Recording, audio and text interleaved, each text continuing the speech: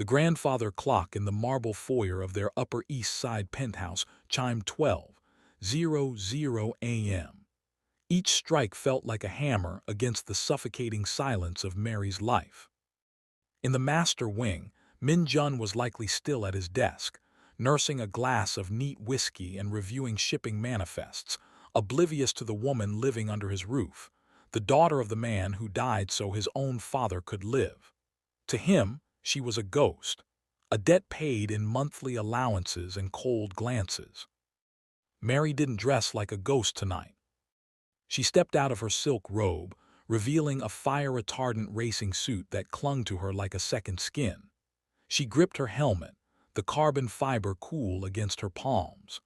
Moving with the practiced silence of a shadow, she bypassed the main elevator for the service lift that led directly to the subbasement. Minutes later, the roar of a modified twin-turbo engine shattered the stillness of the underground garage. As the matte black beast tore onto the deserted streets of Manhattan, Mary felt the weight of the Mafia's wife fall away. Mary was dead, the queen was awake. The penthouse smelled of expensive sandalwood and cold silence. Mary stood by the floor-to-ceiling window, her reflection a dark smudge against the glowing skyline of Manhattan. The gala is at 8 on Saturday. Wear the emerald set my father gave you. It will remind people of the debt we owe your family. The debt you owe. He walked past her, his shoulder brushing hers without a hint of warmth. To him, she was a statue, a piece of history he was forced to keep in his living room. He had no idea that beneath her silk dress, her heart was already racing at 3,000 RPMs. Mary moved with the precision of a ghost. She shed the emerald silk, letting it pool on the floor like a shed skin. From a hidden compartment in her walk-in closet, she pulled out the gear: black Nomex leggings, a reinforced leather jacket, and the custom carbon fiber helmet with a gold-tinted visor. She took the service elevator to the sub-level B4, a private garage Min-Jun never used. There she sat, a heavily modified matte black Nissan GTR nicknamed the Widow. Mary climbed in. The bucket seat hugged her. When she thumbed it snarled. In this cockpit, she wasn't the immigrant's daughter or the Mafia's burden. She was the architect of her own gravity. The industrial docks of Queens were alive. The scent of burnt rubber and high-octane fuel hung heavy in the humid night air. Hundreds of people gathered, their phones out, cheering as two cars lined up on the makeshift drag strip. Mary didn't rev back. She just watched the girl in the center of the road raise the flags. 3, 2, 1. The world blurred. Mary's vision tunneled. She shifted with a violence that was poetic, her hands dancing over the wheel. The Lamborghini was fast, but Mary was fearless. She took the final turn at a speed that defied physics, her tires screaming in protest as she crossed the finish line 3 car lengths ahead. 3 miles away, in a blacked-out SUV, Min-Jun was losing his patience. He was there to meet a contact about a shipment of stolen luxury parts that were being funneled into the underground racing scene. Sir, the race is blocking the main exit route. Min-Jun looked out the window at the chaos of the crowd. He hated the disorder. He hated the noise. But then he saw it. The matte black GTR was doing a victory lap. The way the driver handled the machine was hypnotic. It was ruthless, efficient, and utterly dominant. It reminded him of the way he ran his boardrooms and his hit squads. "Who is that?" Min-Jun asked, his voice low. Eyes narrowed as he watched the car drift with terrifying grace. "They call her the Midnight Queen, sir. No one knows her face. They say she's a phantom." Min-Jun leaned back, a strange, dark curiosity sparking in his chest for the first time in years. "Find out who she is. I want that driver on our payroll." Mary pulled back into the subbasement at 2:45 a.m., her adrenaline still humming. She stripped off her gear, wiped the sweat from her forehead, and took the service lift back up. She stepped into the kitchen for a glass of water, her movements silent. Suddenly, the lights flickered on. Min-Jun was standing there, his tie loosened, looking more disheveled than she had ever seen him. He smelled of smoke and the docks. "You're awake late," You're he awake said, late. his gaze scanning her. Mary kept her breath steady, though her lungs felt like they were on fire from the night's exertion. "I couldn't sleep. The city is loud tonight." Min-Jun took a step closer. He noticed a smudge of black grease on her jaw, a remnant from checking her oil. He reached out, his thumb brushing her skin. Mary froze. "You have dirt on your face, Mary," he whispered, his eyes searching hers with an intensity that made her heart hammer against her ribs. For a second, she thought he knew. "Go to bed. You have a reputation to maintain." He pulled away, but the look in his eyes wasn't neglect anymore. It was the look of a predator who had found a scent, but couldn't quite place the prey. The next morning, the Midnight Queen was the only thing on the city's underground forums. Min-Jun sat in his sleek glass office, ignoring a multi-million-dollar merger to stare at a grainy video of a matte black GTR slicing through traffic on the BQE. Still no name, Sang-hoon? She doesn't take price money in cash. She takes it in high-end parts and untraceable tech. She's a ghost in the machine. Min-Jun leaned back, tapping a gold pen against his desk. He found himself comparing the driver's aggression to the woman he left at home. Mary was silent, dutiful, and dull. The driver was a thunderstorm. "Double the bounty for her identity," Min-Jun ordered. "And tell the crews in Queens, if anyone touches that car before I do, they answer to me." At dinner that night, the silence between them felt different. It wasn't empty, it was charged. Mary reached for the wine, her sleeve sliding back just enough to reveal a faint, fresh bruise on her forearm. A kiss from a tight steering wheel during a 140 mph drift. Min-Jun's hand shot out, gripping her wrist. His touch was electric, startling them both. How did you get this?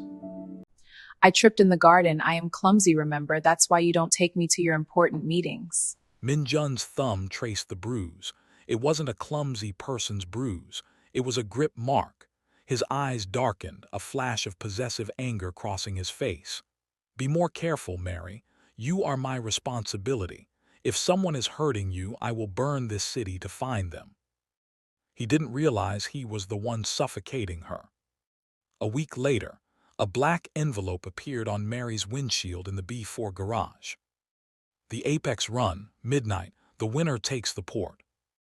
The port of New Jersey was the crown jewel of smuggling routes. If Mary won, she could disrupt Min-Jun's entire supply chain. If she lost, her car, and likely her life, belonged to the House of Min. She knew it was a trap. Min-Jun was flushing the queen out. She checked her reflection in the rearview mirror. Her eyes, usually so guarded and soft for the wife role, were now sharp enough to draw blood. She tucked her braided hair into her helmet. You want to see me, Min-Jun? Then try to keep up. The FDR drive was cleared. The police had been paid off by the syndicate. It was just Mary and 4 of the most dangerous racers in the tri-state area. Among them was a silver Ferrari, Min-Jun's personal driver, Sang-hoon, sent to capture the queen. The flag dropped. Mary drove like a woman possessed. She wasn't just racing for a win, she was racing for her soul. She used the slipstream of the Ferrari to catapult herself into a narrow gap between 2 semi-trucks, her side mirrors missing the metal by mere inches. From a helicopter circling above, Min-Jun watched the thermal feed. He saw the black GTR move with a predatory intelligence that made his blood boil with a mix of fury and respect. She's not a racer. She's a warrior. The race ended in a chaotic blur of sirens and smoke. Mary managed to lose the tail in the labyrinth of the meatpacking district, but not before Sang-hoon clipped her rear bumper. She barely made it back to the penthouse before dawn. As she crept through the dark living room, a light flickered on. Min-Jun was sitting in the armchair facing the door. He was still in his suit from the day before, his eyes bloodshot and intense. You are late again, Mary. I went for a walk. I needed air. Min-Jun stood up and walked toward her. He didn't stop until he was inches away, his shadow looming over her. He reached out and tucked a stray lock of hair behind her ear. His hand was trembling, not with fear, but with an adrenaline he couldn't explain. I saw something tonight, Mary, a woman who lived like she wasn't afraid to die. It made me realize I've been very bored with my life and with you. From now on, I'm keeping a much closer eye on my wife. Min-Jun was no longer the absent husband. He became a shadow. He started showing up at her lunch spots, calling her every hour, and most unsettlingly, watching her dress in the mornings with a predatory silence. His eyes tracked the line of her neck. He didn't kiss her. He just inhaled the scent of her hair, finding the faint, metallic hint of motor oil she couldn't quite wash away. You are different lately. You have a spark. It's almost like you are keeping a secret that keeps you alive. Maybe I'm just finally getting used to the cage, Min-Jun. The Apex run had embarrassed Min-Jun's crew. To save face with the Council of Dons, he had to unmask the Midnight Queen. He set a trap, a private, invitation-only race through the Holland Tunnel with a $10 million purse. Mary knew it was him. The signature M on the digital invite was a dead giveaway. She chose the road. She always chose the road. If I didn't go, he will know I'm scared. If I go, I might never come back to this house. The race was a fever dream of neon and steel. Min-Jun didn't send Sang-hoon this time. He drove himself, a modified silver Aston Martin. He pursued the matte black GTR with a suicidal intensity, bumping her rear, forcing her into a dance of death at 160 mph. They tore through the tunnel, two ghosts in the dark. When they reached the industrial wasteland of Jersey, Min-Jun used a pit maneuver he'd learned in the military. Mary spun out, the GTR screeching to a halt in a cloud of white smoke. Min-Jun leapt from his car, a gun in his hand, his face a mask of fury. He marched to her door and ripped it open. Out now! Mary stepped out, her gold-tinted visor still down. She stood tall, her chest heaving. With a slow, defiant motion, she unlatched the helmet and pulled it off. Her braids fell around her shoulders, damp with sweat. Her dark skin glowed under the orange streetlights. Mary, you are the one I've been hunting. The fury in Min-Jun's eyes shifted into something much more dangerous, desire. He grabbed her, pinning her against the hot hood of the GTR. All this time, I looked through you. I treated you like a ghost while you were the only thing in the city with a soul. I did it to survive you. You didn't survive me, Mary. You conquered me. The kiss was a collision, tasting of adrenaline, salt, and years of repressed longing. It wasn't gentle. It was a battle for dominance. He lifted her onto the hood, the metal still ticking as it cooled. In the desolate shadow of the shipping containers, the protection marriage burned to ashes, replaced by a raw, frantic physical connection that blurred the lines between hate and obsession. They drove back to the city in separate cars, but for the first time, they were in sync. Back at the penthouse, the air had shifted. Min-Jun watched her move across the room, his gaze never leaving her. The quiet wife was gone. In her place was a queen who had outrun him. This changes nothing. I'm still leaving Min-Jun. You can't control the queen. Min-Jun walked up behind her, wrapping his arms around her waist, his chin resting on her shoulder. He looked at their reflection in the window, the Mafia prince and his racing queen. I don't want to control you anymore, Mary. I want to be the only one who can keep up with you, but my enemies saw your face tonight. You are not just my wife now, you are their biggest target. Min-Jun didn't go to the office the next day. He stayed in the penthouse, watching Mary with a disturbing, renewed focus. Every time she moved, his eyes followed. He had replaced her allowance with a set of keys to a high-security vault and a new, encrypted phone. You are checking the perimeter every 10 minutes. I am not a porcelain doll, Min-Jun. I have handled the streets of Queens for years. The Viper Syndicate saw you unmask. They don't see a driver, they see a weakness in the House of Min. They think they can Use you to break me. Let them try, she said, her voice cold. I was a ghost before I was your wife. I know how to disappear. The attack happened at a red light in Tribeca. Mary was driving her daily SUV, two of Min-Jun's guards in the car behind her. Suddenly, a garbage truck swerved, T-boning the escort car.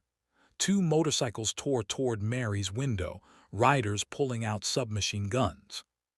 The meek wife would have screamed. The Midnight Queen shifted into reverse. She slammed the throttle, J-turning the heavy SUV with the grace of a drift car. She weaved through oncoming traffic, using a narrow alleyway to scrape off one of the bikers. By the time Min-Jun's tactical team arrived, the street was a graveyard of broken glass, and Mary was 3 miles away, parked in a hidden garage, her hands steady on the wheel despite the adrenaline dump. When Mary finally walked into the penthouse, Min-Jun was a wreck of pure, unadulterated fury. He grabbed her the moment she cleared the door, his hands checking her face, her arms, her ribs for any sign of damage. I told you they would come. And I told you I could handle it! The argument was explosive, a release of the fear he couldn't admit and the independence she refused to surrender. It ended against the library door, a desperate, frantic encounter fueled by the terror of almost losing one another. In the heat of the moment, the power dynamic shifted. Min-Jun wasn't the Don and she wasn't the debt. They were two people clinging to the only person in the world who truly saw them.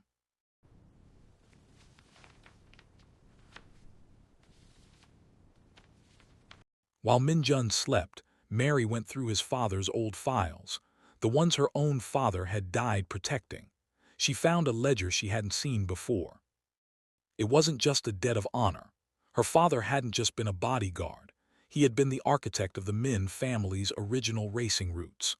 The Midnight Queen wasn't a rebellion against her heritage. It was the heritage itself. Her father had wanted her to take over the streets, but Min-Jun's father had protected her by marrying her off, effectively burying her talent to keep the Min bloodline the only one in power. She realized then that her entire marriage was a cage built to keep her from her own throne.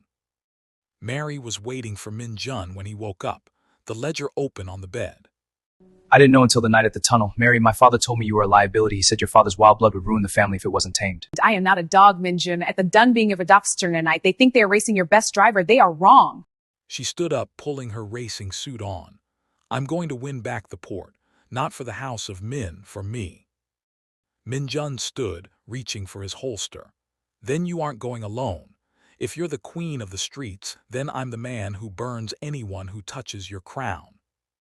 The penthouse was no longer a home. It was a command center. Mary laid out the blueprints of the Lincoln Tunnel and the Jersey shipping yards. The Viper Syndicate had moved their heavy hitters to the north entrance, planning to box her in. They expect a chase, but I am not running, I am hunting. Min-Jun watched her, a strange mix of pride and terror in his chest. He had spent years looking for a partner in his business, never realizing she was sitting across the dinner table from him the whole time. My men will take the perimeter, but the tunnel belongs to you. Min-Jun watched her, a strange mix of pride and terror in his chest. He had spent years looking for a partner in his business, never realizing she was sitting across the dinner table from him the whole time. My men will take the perimeter, but the tunnel belongs to you. Before the engines roared, the silence between them in the B4 garage was heavy. Min-Jun pulled her against him, his hands gripping the leather of her racing jacket. If anything happens to you, Nothing will. I've been driving these streets since before you knew how to shift a gear. The race was a massacre of metal. The Viper Syndicate sent 3 blacked-out Chargers to ram Mary off the road. She was a blur in the matte black GTR, weaving through the narrow confines of the tunnel at speeds that made the walls vibrate. Min-Jun was right behind her in his Aston Martin, acting as her shield. When one of the Vipers tried to pit maneuver Mary, Min-Jun slammed his own car into them, sending the rival spinning into the concrete wall in a shower of sparks. I'm taking the gap! Mary yelled. She hit the nitrous, the world warping around her as she shot out of the tunnel and into the Jersey shipyards. At the docks, the leader of the Vipers, a man who had mocked Mary's father years ago, waited with a blockade. Mary didn't slow down. She saw the opening, a loading ramp tilted toward a barge. "Mary, don't," Min-Jun's voice cracked in her ear. She didn't listen. She shifted into fifth, the GTR screaming. She hit the ramp, the car taking flight for a terrifying, silent second over the dark water of the Hudson. She landed on the barge, skidding to a halt mere inches from the edge. Behind her, the Viper leader tried to follow but lacked the precision. His car slammed into the side of the barge, sinking into the icy depths. Dawn broke over the Manhattan skyline, turning the glass towers into pillars of gold. Mary and Min-Jun stood on the edge of the pier, their cars battered and smoking behind them. The port was hers. The syndicate was broken. Min-Jun turned to her, the ruthless man finally humbled. He took his signet ring, the symbol of the Min family power, and held it out, not as a gift to a subordinate, but as an offering to an equal. My father thought he was protecting a debt, but he was actually holding back a revolution. The streets are yours, Mary, and I'm just the luckiest man enough to be in your passenger seat. Mary took the ring, then looked out at the city that no longer felt like a cage.